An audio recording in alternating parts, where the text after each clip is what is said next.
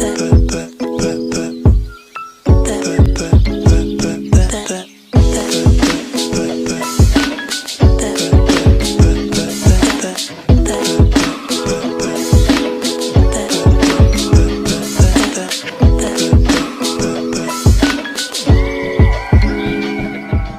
teman-teman, kembali lagi di kajian Ruang Dialogika, di mana di sini kita masih mengkaji teks NDP, tetapi kita telah memasuki bab kedua, yaitu dasar-dasar kemanusiaan.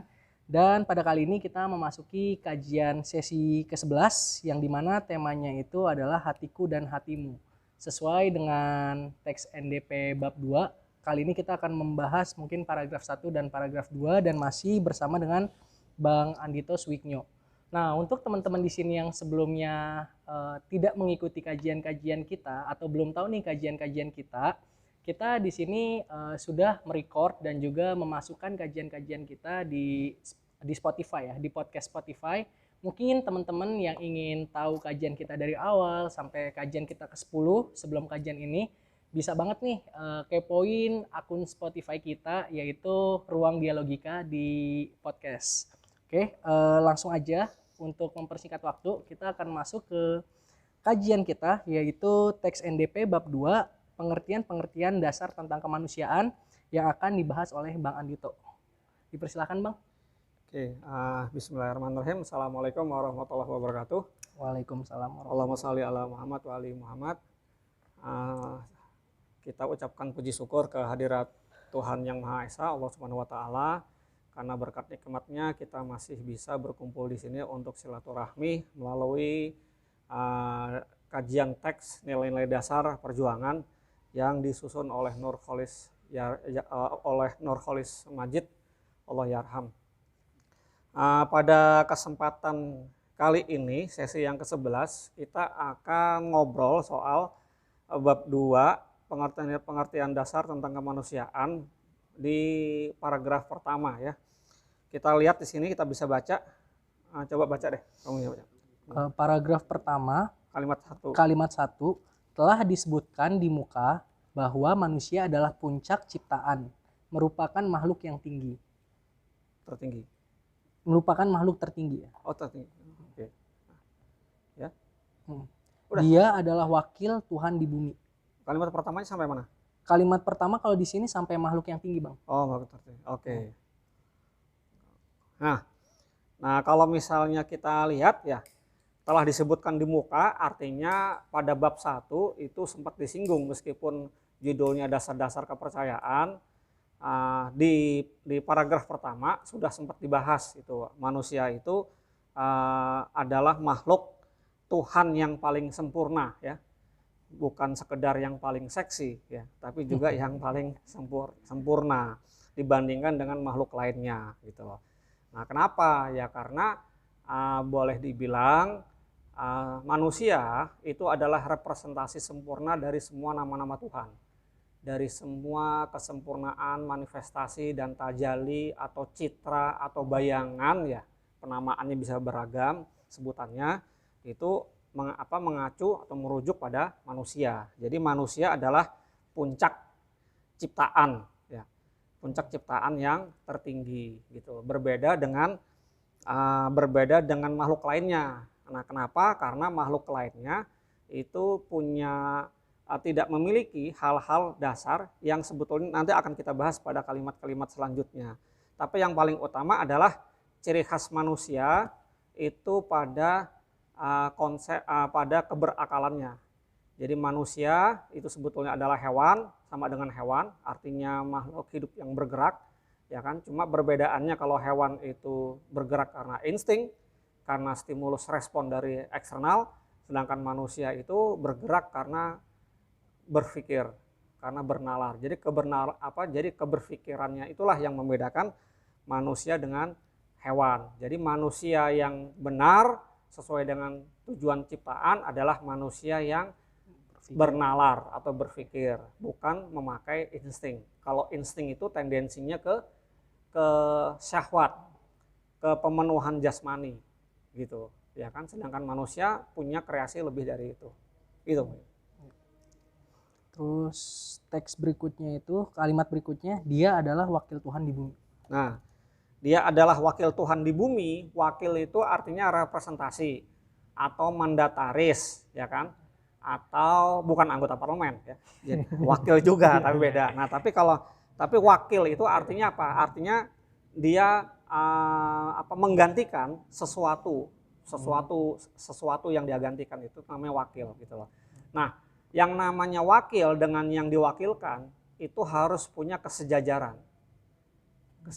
Jadi kalau misalnya ada orang, misalnya ada orang pintar, ya kan, maka wakilnya harus punya kesetaraan dalam kepintaran.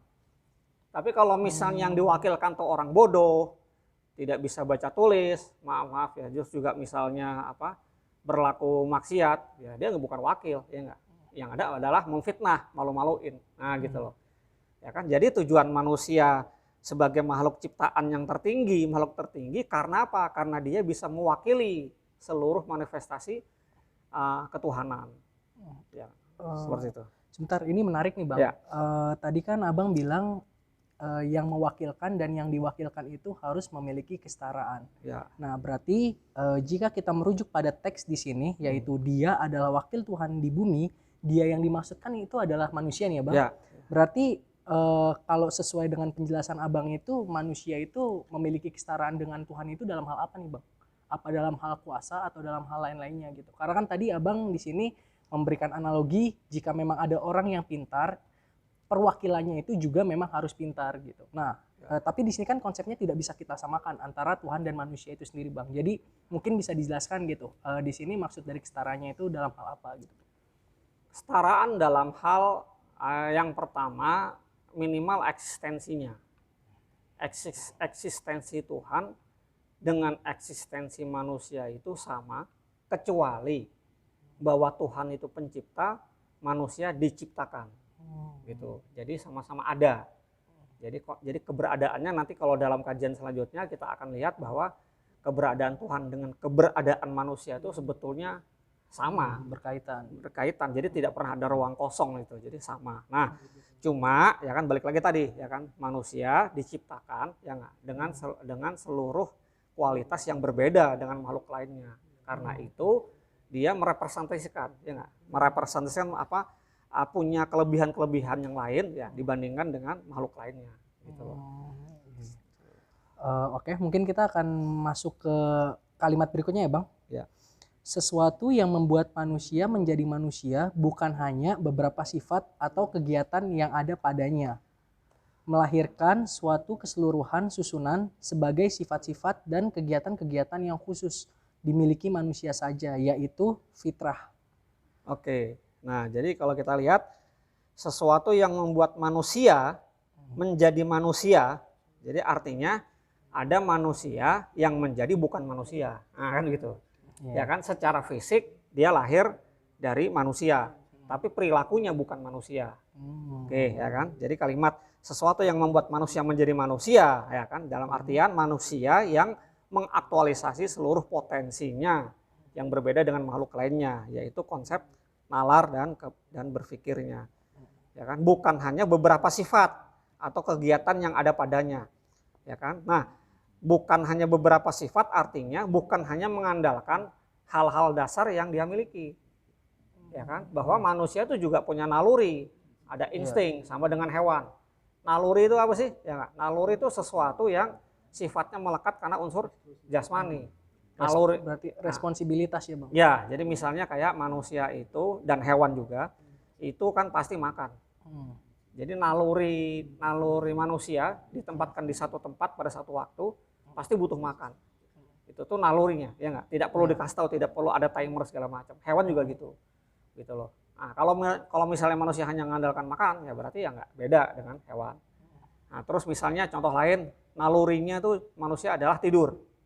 Jadi artinya dalam suatu kondisi setelah manusia beraktivitas, dia tidur atau istirahat. Perlu istirahat. Ya kan? Merelaksasi seluruh organ tubuhnya. Apa beda dengan hewan? Sama. Gitu loh. Nah, jadi sekedar makan, ya enggak, dan sekedar tidur, ya kan? Itu kan cuma sebagian saja dari sifat jasmani manusia. Nah, itu tidak membuat manusia lebih dari makhluk lainnya.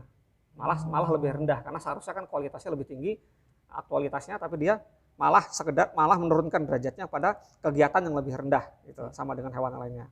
Nah, melainkan suatu keseluruhan susunan. Artinya keseluruhan susunan adalah sesuatu yang menyeluruh menjadi khas. Menjadi khas, seperti yang tadi kita ulangin yang tadi kita sebut di kalimat pertama, ya enggak? Manusia itu kan sebetulnya hewan. Ya kan, itu genusnya tuh. Ya kan? Nah, diferensialnya apa? Pembedaannya. Ya kan? Apakah dia itu syahwat? Sama, hewan juga syahwat. Berkembang juga, bergerak juga. Nah, maka harus ada ciri khas yang tidak dimiliki oleh selainnya. Berakal. Ya, itu berakal gitu loh. Yang bahkan malaikat pun nggak punya. Nah, gitu. Oke ya. Nah, berakal itu salah satu adalah mengkreasi. Nah, dia punya kemampuan mengkreasi, menciptakan, dia punya tujuan. Ya kan, ketika mengkreasi kan berarti dia punya tujuan terhadap apa yang dia kreasi, dia ciptakan. Nah, tujuannya itulah yang berbeda dengan makhluk lainnya.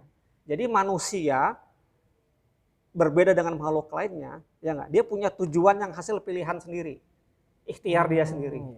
Hewan itu juga bisa dari bayi sampai tua sampai mati ya. Misalnya kambing jompo, bisa kan? Kambing jompo ya kan, karena kambingnya tapi kita tidak pernah dengar kambing stroke kan. Karena kambing tidak makan kambing. Ya kan? Kalau manusia gitu. Nah, kambing jompo ya enggak? Itu kan mati. Jadi tujuan dia makan ya kan menjadi dewasa besar mati. Lah manusia juga sama, ya nggak? Dia punya tujuan makan apa berkembang segala macam. Cuma dia punya tujuan yang lain. Artinya tujuan itu merupakan pilihannya sendiri. Saya memilih makan 3 kali sehari untuk apa? Saya belajar untuk apa? Nah, tujuannya itu hasil pilihan sendiri, bukan ditentukan atau didesain atau dikondisikan oleh faktor eksternal. Berarti bisa disimpulkan bahwa manusia ini karena keberakalannya itu sendiri memiliki kebebasan ya Bang? Iya, punya kebebasan. Karena itu kemampuan manusia adalah menggabungkan seluruh bagian-bagian dalam dirinya. Dia punya kemampuan jasmani, juga kemampuan rohani. Rohani juga punya beberapa bagian, ya nggak, jasmani punya beberapa bagian. Nah, dia bisa gabungkan, dia bisa kelola, dia bisa manage gitu loh. Ya nggak, menjadi untuk tujuan yang lebih besar. Oke ya. Itu menurut jadi melainkan satu keseluruhan susunan sebagai sifat-sifat dan bagian yang khusus. Nah, yang khusus dimiliki manusia saja yaitu fitrah.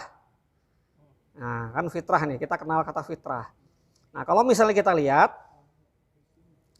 fitrah itu kecenderungan ya untuk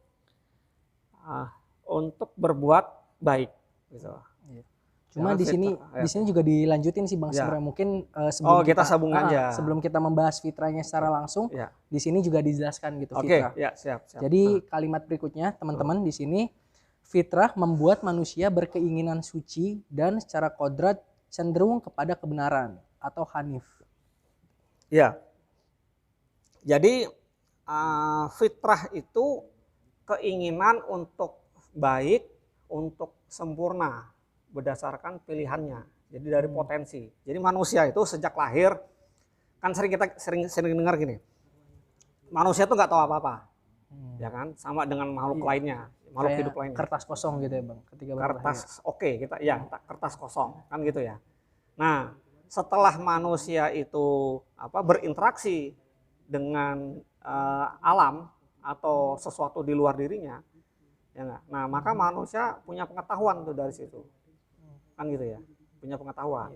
Nah, berbeda, ada konsep yang mengatakan sebetulnya pengetahuan manusia itu bukan setelah berinteraksi dengan luar, tapi sudah ada kumpul dari dalam. Dia udah punya semua, ya enggak, cuma terstimulus, terpancing, ya enggak. Misalnya saya ngeliat pohon, bukan berarti saya baru tahu pohon setelah melihat pohon gitu, tapi konsep pohon tuh sudah ada. Ini berkenaan dengan teori idenya Plato ya. Iya, pengingatan kembali. Jadi kita tuh berinteraksi dengan luar tuh itu sekedar buat ngingatin aja bahwa kita udah punya gitu, ya enggak. Ya ada yang mengklaim, ya enggak, mengklaimnya apa? Ada yang bilang ya karena manusia sebelum diterjunkan itu ke dunia, dia sudah diajarin tuh nama-nama. Begitulah bahasanya kan, kita itu bahasanya. Iya, sudah diperkenalkan nama-nama gitu loh. ya kan? Tapi ada info-info lain ya, misalnya diperkenalkan nama-nama ya kan. Di satu sisi bahwa mereka itu bahwa manusia itu tidak punya pengetahuan apa-apa kan gitu ya. Ya kan? Setelah itu baru dia sampai ada misalnya penegasan, beda kan orang yang tahu dengan tidak tahu, beriman dengan tidak beriman segala macam lah gitu. Nah, itu menunjukkan balik lagi tadi ke kalimat yang yang kedua ya. Ya kan oke. Yang ketiga berkenan suci. Nah, jadi artinya apa yang sudah jadi potensi ingin suci itu sudah ada, cuma teraktual. Gitu, teraktualisasi dengan dorongan luar. Karena itu ada ungkapan kan, manusia itu pada dasarnya suci ya enggak, atau misalnya dia agama yang benar. Cuma orang tuanya lah ya, orang tua dia lah ya enggak, yang menjadikan dia agama A, B, C, begitulah ya misalnya gitu. Nah, ada yang menafsirkan pemahaman pada A, B, C itu ya enggak, itu sebetulnya adalah dimensi luar atau dimensi eksternal yang mengacaukan, memalingkan, membiaskan dimensi fitrahnya sehingga menjadi terdistorsi keluar. Berarti sebenarnya kalau kita membicarakan tadi itu kan Abang menjelaskan ya bahwa manusia itu ada istilah terlahir suci gitu, terlahir dengan agama yang benar. Berarti dapat kita simpulkan sebenarnya proses pencarian agama ini sendiri itu adalah kembali lagi tadi ke ikhtiar atau kebebasan manusia dalam berpikir itu sendiri ya Bang? Iya,